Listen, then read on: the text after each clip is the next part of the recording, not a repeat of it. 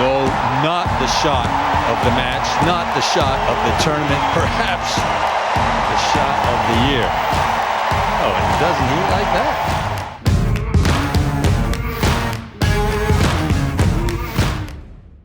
Did you know that the game of tennis dates back to the 12th century? It's amazing how the game managed to stay so relevant for so many years. Maybe it's the timeless nature of the sport that has kept it flourishing, or maybe it's the people playing it who deserve part of the credit. And what other tennis player has kept the spirit of the game alive and well other than the legendary Roger Federer, or FedX as his fans lovingly call him? With his impeccable speed, undefeated form and technique, Roger Federer is not just a regular tennis player. He is known as one of the greatest tennis players of all time, and rightfully so. Being an absolute champion at the sport from age 11, Roger Federer has gone on to become the most widely known name in the world of tennis. After he turned professional in 1998, the tennis star was ranked in the top 10 for almost 14 years. Yeah, you heard that right. Imagine how talented you would have to be to maintain ranks like these. After bagging a total of 20 Grand Slam titles and 8 wins at Wimbledon, there is no denying the fact that Roger Federer is unlike any other sportsman who has ever existed. But how did a young boy from Switzerland become one of the most loved faces in sports today? His journey is a story worth telling. He hasn't miraculously woken up with a career as great as he now has. He's struggled endlessly to get to a point where his net worth is almost $450 million, and brands like Nike have been sponsoring him for decades. From a rough childhood to an unwilling admission in the military, Roger Federer's story is nothing but unexpected. Born on August 8, 1981, Roger Federer was interested in sports from a very young age. His family included his parents Robert and Lynette and sister Diana. Everyone in his house was supportive of Roger's love for sports and fitness. He mainly played tennis and soccer as a child. At the age of 11, he ended up among the top 3 junior tennis players all over Switzerland. This pushed him to pursue tennis over all the other sports he played. By 14, he was training for several hours, participating in different tournaments, and even altering his diet to make sure he was in the best form possible.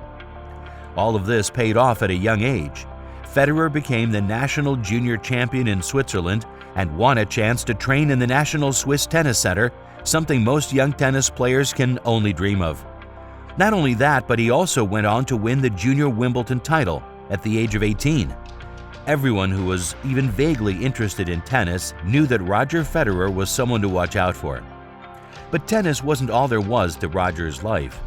Like all Swiss citizens, Federer had to spend a considerable amount of his youth serving in the military.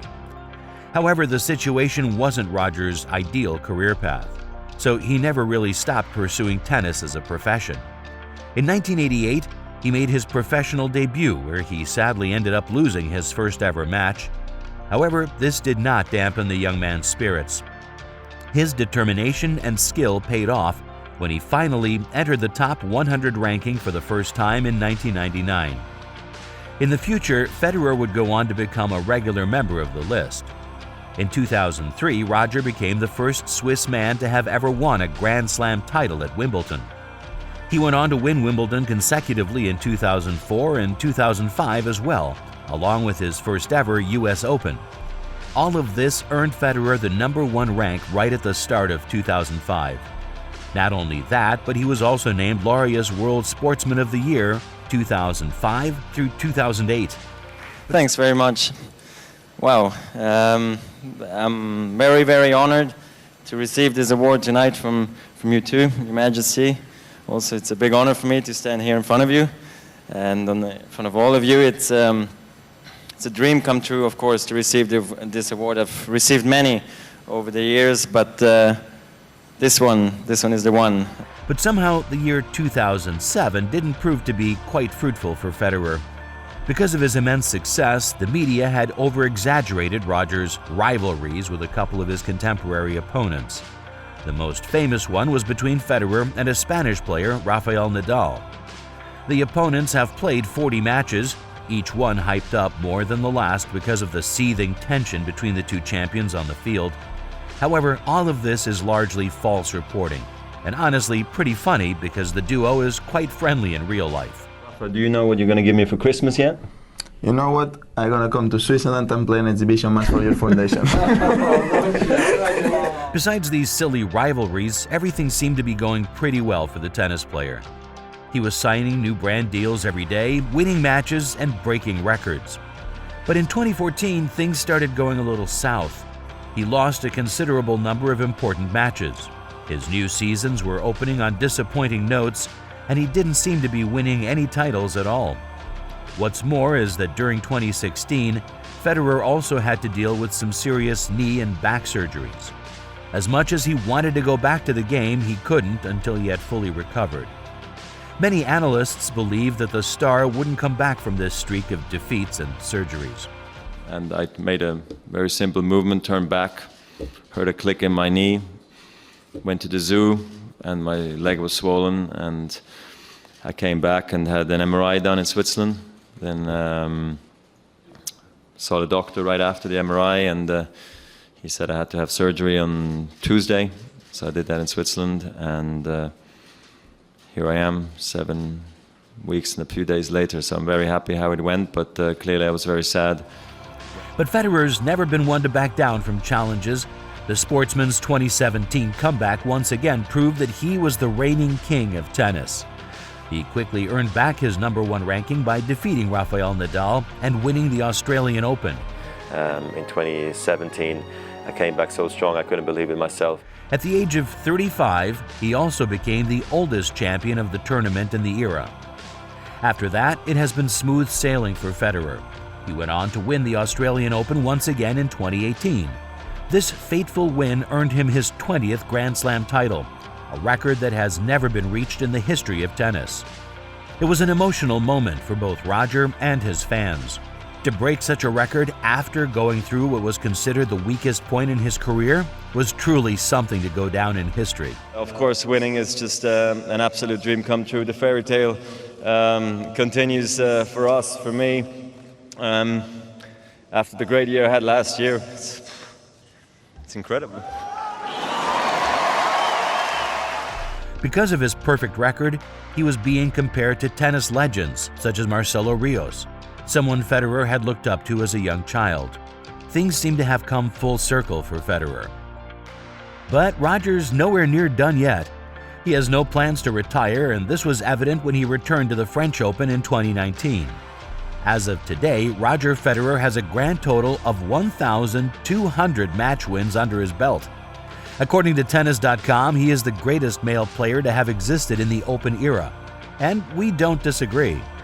Owing to his continuous dedication, he is currently one of the world's richest sportsmen, according to Forbes magazine. Because of his exhilarating performances, Federer has also played a huge part in the revival of tennis. He has attracted so many people to the sport that his influence is now being called the golden age of tennis. Okay, can you show me what makes a perfect serve? Okay, perfect serve is, I think it's all in the toss, really. It's the only shot we actually do control. Everything else, we have to react to the opponent. So here we go. Up, jump, hope it lands in. But Roger is not only a talented player. There is much more to the sportsman than just serves and shots.